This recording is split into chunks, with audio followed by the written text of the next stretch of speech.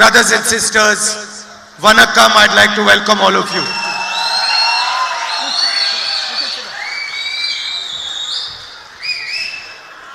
I'd like to start by offering my condolences to everyone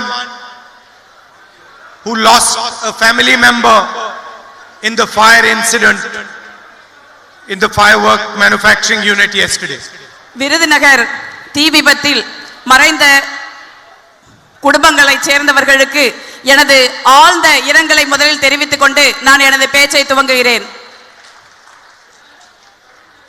The Constitution defines India as a union of states.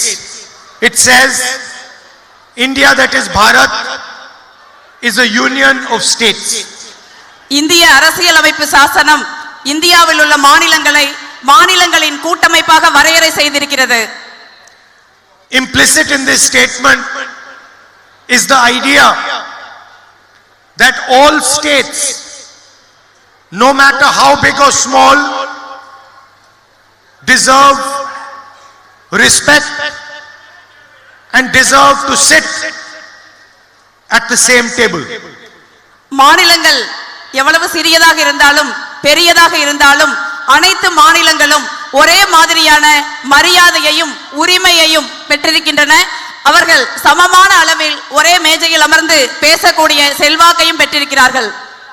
Each state has its tradition, has its history,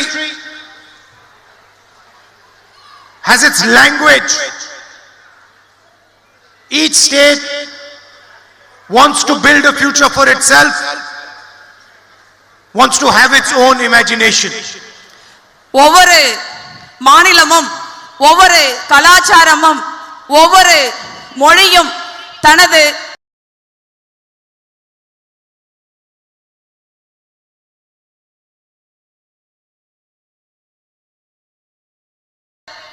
வருங்காலத்திற்கான கனவுகளை தாங்களே நிர்மாணித்துக் கொள்ள வேண்டும்.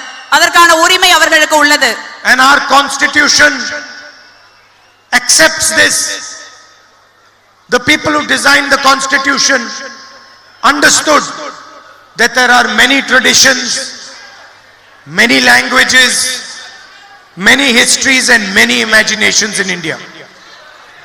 அரசியல் சாசனம் இந்த உரிமைகளை உறுதி செய்கிறது. நமது நாட்டில் அரசியல் சாசனத்தை எழுதிய மகத்தான தலைவர்கள் இந்த மண்ணில் பல்வேறு தொன்மையான கலாச்சாரங்களும் பண்பாடும் பாரம்பரியமும் மொழிகளும் இணைந்திருக்கிறது என்பதை புரிந்து கொண்டிருக்கிறார்கள். One such civilization is the Tamil civilization. அப்படிப்பட்ட ஒரு கனவுதான் நாகரிகத்தை நிர்ணயிக்கிறது, தீர்மானிக்கிறது. This is not a new civilization. This is one of the oldest civilizations in the world. Tamil நாகரிகம் என்பது ஒரு புதிய நாகரிகம் கிடையாது. இது உலகின் மிக மிக தொன்மையான நாகரிகங்களில் ஒன்று. It has its own language and its proud history. இதற்கென்று மிக தொன்மையான மிக பழமையான மிக செம்மையான மொழி உள்ளது.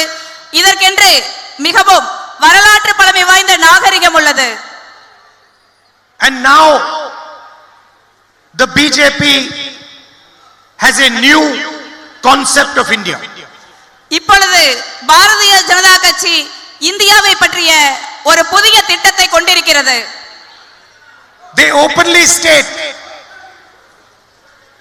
that there is one idea, one nation, one language,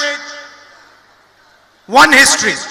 அவர்கள் பாரதிய ஜனதா கட்சியினர் ஒரு தேசம் ஒரு மொழி ஒரு வரலாறு ஒரு சித்தாந்தம் என்று இப்பொழுது வெளிப்படையாகவே பேசுகிறார்கள்.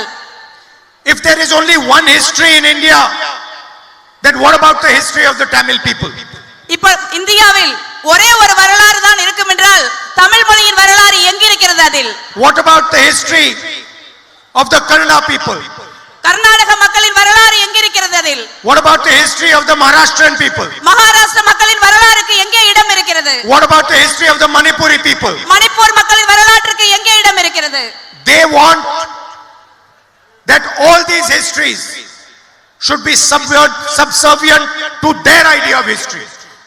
பாரதிய ஜனதா கட்சி இந்தியாவில் உள்ள அனைத்து மாநிலங்களின் வரலாற்றும் தங்களுக்கு அடிபணிய வேண்டும், தங்கள் சித்தாந்தத்திற்கு கீழ் சிதைக்கப்பட வேண்டும் என்று விரும்புகிறார்கள். They want all Indian languages to be subservient to their idea of the Indian language. அனைத்து மாநிலங்களின் சிறப்பு வாய்ந்த மொழிகளும் தங்களது நோக்கத்திற்கு கீழே அடிமைப்படுத்த வேண்டும் என்று பாரதிய ஜனதா கட்சி நம்புகிறது. This is a clash of two visions of India. This is a clash of two different visions of India. இது இந்தியாவின் இரண்டு சித்தாந்தங்களுக்கிடையே, இரண்டு மதிப்பீடுகளுக்கிடையேயான போராட்டமாக உருவெடுத்துள்ளது. We say that each state should run itself. நாங்கள் ஒவ்வொரு மாநிலமும் தங்களை தாங்களே ஆண்டு கொள்ள வேண்டும், அதற்கான உரிமை அவர்களுக்கு உள்ளது என்று நம்புகிறோம்.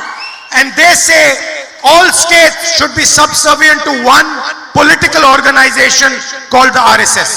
அவர்கள் நினைக்கிறார்கள், பாரதிய ஜனதா கட்சியை சேர்ந்தவர்கள் நினைக்கிறார்கள், அனைத்து மாநிலங்களும் RSS சித்தாந்தத்திற்கு கீழே அடிபணிந்து நிற்க வேண்டும் என்று அவர்கள் எதிர்பார்க்கிறார்கள்.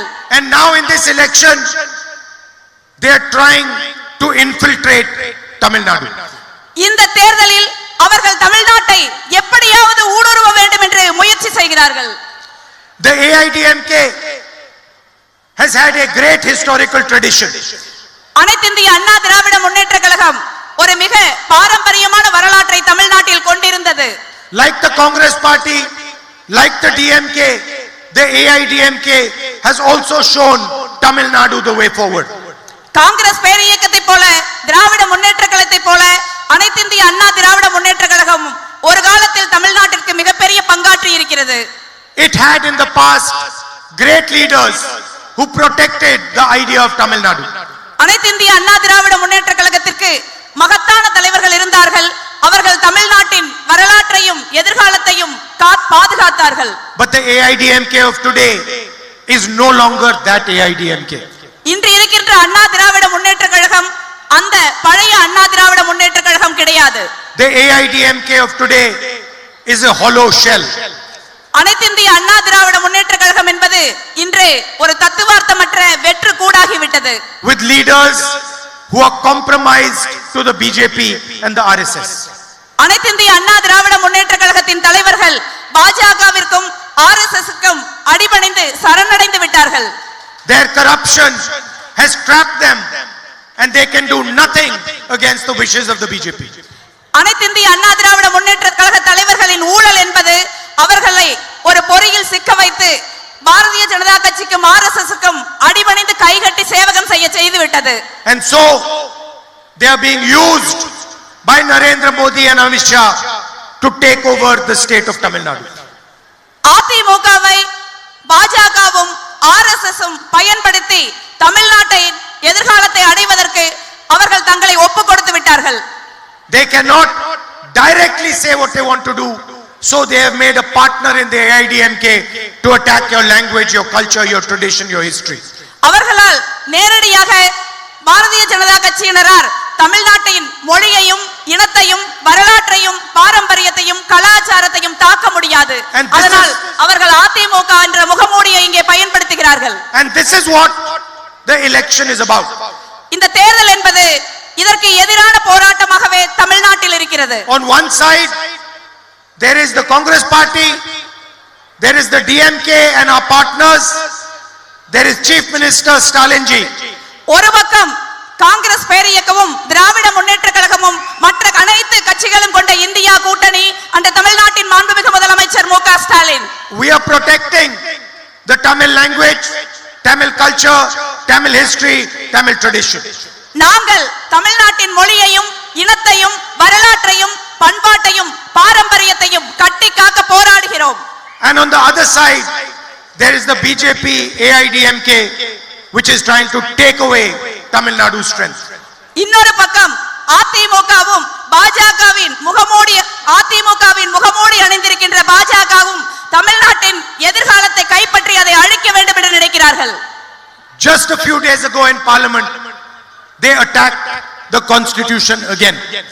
சில தினங்களுக்கு முன்பு நாடாளுமன்றத்தில் அவர்கள் மீண்டும் இந்திய அரசியல் சாசனத்தின் மீது ஆபத்தான ஒரு தாக்குதலை நடத்தினார்கள்.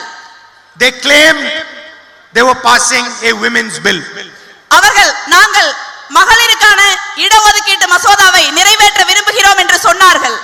But hidden behind the women's bill was an attempt to change the electoral map of our country. ஆனால் உண்மையில் அவர்கள் நாடாளுமன்றத்தில் தாக்கல் செய்த மசோதா என்னவென்றால் தொகுதிகளை மறுவரையறை செய்து இந்தியாவின் தேர்தல் வரைபடத்தை மாற்றி அமைப்பதற்கான ஒரு சதித்திட்டம். They were trying to change the number of seats each state gets. அவர்கள் ஒவ்வொரு மாநிலத்திற்கும் உள்ள நாடாளுமன்ற சட்டமன்ற தொகுதிகளை மாற்றி அமைக்க முயற்சி செய்தார்கள். They were trying to reduce the representation of South India, of Northeast India and of smaller states. Bharatiya Janata கட்சி தமிழ்நாடு உட்பட தென் மாநிலங்கள், வடகிழக்கு மாநிலங்கள் மற்றும் சிறிய மாநிலங்களின் அரசியல் ரீதியான பிரதிநிதித்துவத்தை குறைத்து நம்மளை அழித்தொழிக்க வேண்டும் என்று முயற்சி செய்தார்கள். They were attacking the idea of the union of states. அப்படி செய்வதன் மூலமாக அவர்கள் மாநிலங்களின் கூட்டமைப்பு என்ற மிகப்பெரிய தத்துவத்தை அடித்து நொறுக்க முயற்சி செய்தார்கள். And that is why we defeated their bill in parliament and did not let it pass. அதனால்தான் நாங்கள் இந்தியா கூட்டணியை சேர்ந்தவர்கள் நாடாளுமன்றத்தில் அந்த சட்டத்தை முறியடித்து ஒரு மகத்தான தோல்வியை நரேந்திர மோடிக்கும் பாஜகவுக்கும் பரிசளித்தோம். And any attempt at weakening the constitution or at weakening the representation of any of our people will meet the same fate. We will defeat it again and again and again. அரசியல் சாசனத்தை தாக்குவதற்கான எந்த முயற்சியையும் தமிழ்நாடு உட்பட மாநிலங்களின் அரசியல் பிரதிநிதித்துவத்தை குறைப்பதற்கும் நமது அரசியல் ரீதியான குரலை ஒடுக்குவதற்கும் முயற்சி நடந்தால் அந்த முயற்சி மீண்டும் மீண்டும் காங்கிரஸ், திமுக உள்ளிட்ட இந்தியா கூட்டணி கட்சிகளால் முறியடிக்கப்படும். நரேந்திர மோடிக்கு தொடர்ந்து தோல்விகள் பரிசளிக்கப்படும். If they want to pass a women's bill, there is a women's bill that was passed in 2023.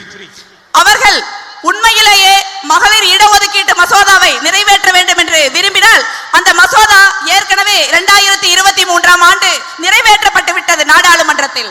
That bill clearly states that 1/3 of seats will be given to women. அந்த மசோதா, அந்த சட்டம் மிக தெளிவாக சொல்கிறது, இப்பொழுது சட்டமன்றங்களில் நாடாளுமன்றங்களில் உள்ள இடங்களில் 1/3 இடங்கள் பெண்களுக்கு இடஒதுக்கீடு செய்யப்படும் என்று மிக தெளிவாக சொல்கிறது. That bill does not try to redraw the electoral map of India. அந்த சட்டத்தின்படி அவர்கள் தொகுதி மறுவரையறை செய்ய வேண்டிய தேவை கிடையாது.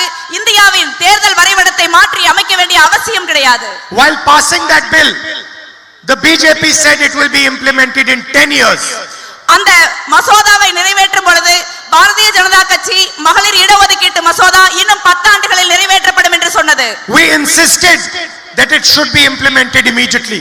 ஆனால் நாங்கள் அந்த மகளிர் இடஒதுக்கீட்டு மசோதா நிறைவேற்றப்பட்ட பொழுது அது உடனடியாக செயல்படுத்தப்பட வேண்டும் என்று வலியுறுத்தினோம். And we repeat that same statement again.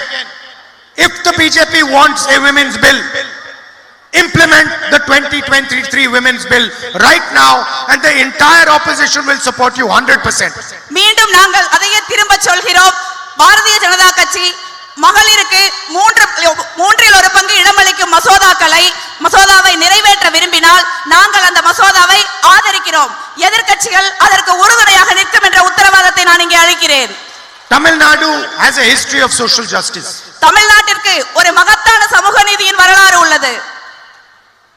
You have built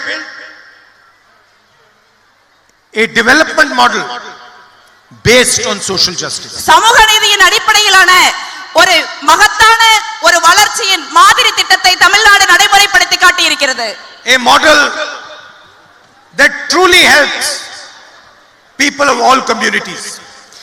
அந்த வளர்ச்சி திட்டம் என்பது மக்கள் நல அரசு என்பது தமிழ்நாட்டில் அனைத்து சமூகங்களை சேர்ந்தவர்களுக்கும் மிகப்பெரிய ஆதரவாக இருந்திருக்கிறது. அனைத்து சமூகங்களையும் வளர்ச்சியின் பாதையில் செலுத்தி இருக்கிறது. And all parties worked on this. அனைத்து அரசியல் கட்சிகளும் தமிழ்நாட்டில் இந்த பாதையிலேயே தொடர்ந்து தங்களது அரசுகளை செலுத்தி வருகின்றன. Kamaraji laid the foundation of a strong public education system in நமது மகத்தான தலைவர் பெருந்தலைவர் காமராஜர் தமிழ்நாட்டின் வளர்ச்சிக்கான ஒரு மகத்தான அடித்தளத்தை அமைத்தார். He came up with the idea of meals for poor people. இந்திய வரலாற்றிலேயே முதல் முறையாக தமிழ்நாட்டில் பள்ளியில் படிக்கும் ஏழை குழந்தைகளுக்கு மதிய உணவு திட்டம் அமல்படுத்தப்பட்டது. அந்த வரலாற்றுக்கு சொந்தக்காரர் பெருந்தலைவர் Kamarajar. And this is another thing that irritates the BJP. இதை பிஜேபி மிகவும் வெறுக்கிறது. காமராஜரை மட்டுமல்ல, காமராஜர் கொண்டு வந்த தமிழ்நாட்டின் வளர்ச்சிக்கு ஆதரவான அனைத்து திட்டங்களையும் BJP வெறுக்கிறது. They do not want the social justice ideas to spread to the rest of the country. Bharatiya Janata கட்சி தமிழ்நாட்டின் சமூக நீதி திட்டங்கள், சமூக நீதி வரலாறு இந்தியாவின் மற்ற பகுதிகளுக்கு சென்றுவிடக் கூடாது என்று நினைக்கிறது. The DMK has also played a role in promoting social justice. Dravida Munnetra Kazhagam சமூக நீதியை உயர்த்தி பிடிப்பதில் ஒரு மகத்தான பங்களிப்பை செய்திருக்கிறது. Chief Minister Stalin ensured 1000 rupees to women of Tamil Nadu. மாண்புமிகு தமிழ்நாட்டின் முதலமைச்சர் திரு மு.க. ஸ்டாலின் அவர்கள் தமிழ்நாட்டில் இருக்கிற மகளிருக்கு மாதம் 1000 ரூபாய் மகளிர் உரிமை தொகை கொடுத்து வருகிறார். And he pioneered a scheme that gave students breakfast across the state. பெருந்தலைவர் காமராஜரின் வரலாற்று சிறப்புமிக்க மதிய உணவு திட்டத்திற்கு பின்பு தமிழ்நாட்டின் மாண்புமிகு முதலமைச்சர் நமது ஆரம்ப பள்ளிகளில் குழந்தைகளுக்கு காலை உணவு திட்டத்தை அறிமுகப்படுத்தி இருக்கிறார். Our alliance is going to deepen development and social justice. இதே மாதிரியான சமூக நீதியையும் வளர்ச்சியையும் நாங்கள் இன்னும் அதிக இடத்திற்கு அதிக ஆழப்படுத்தி அதிக மக்களுக்கு எடுத்துச் செல்ல விரும்புகிறோம். We are going to increase the amount of money we give women to 2000 rupees a month. மகளிர் உரிமை தொகை என்பது சமூக நீதியை ஒட்டி மாதம் 1000 ரூபாயிலிருந்து 2000 ரூபாயாக உயர்த்தப்படும். Landless farmers will get 6000 rupees a year. நிலமற்ற விவசாயிகளுக்கு வருடத்திற்கு 6000 ரூபாய் வழங்கப்படும். Senior citizens will also get 2000 rupees as will differently abled people. மூத்த குடிமக்களும் மாற்றுத்திறனாளி சகோதர சகோதரிகளும் மாதம் 2000 ரூபாய் உதவித்தொகை பெறுவார்கள். 2000 rupees will be given to students for their scholarships every month. தமிழ்நாட்டில் பள்ளிக்கு கல்லூரிக்கு உயர்கல்விக்கு செல்கின்ற அனைத்து மாணவ மாணவிகளுக்கும் 2000 ரூபாய் ஸ்காலர்ஷிப் கொடுக்கப்படும். And all government job vacancies will be filled within 300 days. ஆட்சிக்கு வந்த 300 நாட்களுக்குள் அனைத்து அரசு பணிகளில் உள்ள காலி இடங்களும் நிரப்பப்படும். Brothers and sisters, the most important part of this election is stopping the RSS and the BJP from entering Tamil Nadu. எனது அருமை சகோதர சகோதரிகளே, இந்த தேர்தலின் முக்கியமான நோக்கம் என்பது RSS-ஐயும் பாஜகவையும் தமிழ்நாட்டிற்குள் நுழைய விடாமல் தடுப்பதுதான். I walked from Kanyakumari to Kashmir 4000 kilometers. நான் கன்னியாகுமரியில் இருந்து காஷ்மீர் வரை 4000 கிலோமீட்டர் நடந்தேன். And the idea was a united, harmonious India. அதன் நோக்கம் என்னவென்றால் இந்தியாவை அன்பு நிறைந்த நிலமாகவும் நல்லிணக்கமும் அமைதியும் நிறைந்த நிலமாகவும் மீண்டும் மாற்ற வேண்டும் என்பதுதான். India where everybody feels love and respect. இந்தியாவில் உள்ள ஒவ்வொருவரும் அன்பையும் மரியாதையையும் பெற வேண்டும் என்றுதான் நான் நடந்தேன். The BJP spreads hatred, anger and violence across the country. Bharatiya Janata கட்சி இந்த புனிதமான மண்ணில் வெறுப்பையும் வன்முறையையும் கோபத்தையும் விதைக்கிறது. They concentrate power in the hands of a few big business people. மூன்று மிகப்பெரிய பணக்கார முதலாளிகளின் கையில் அனைத்து அதிகாரங்களும் இருக்க வேண்டும் என்று அவர்கள் நினைக்கிறார்கள். They build an unequal India.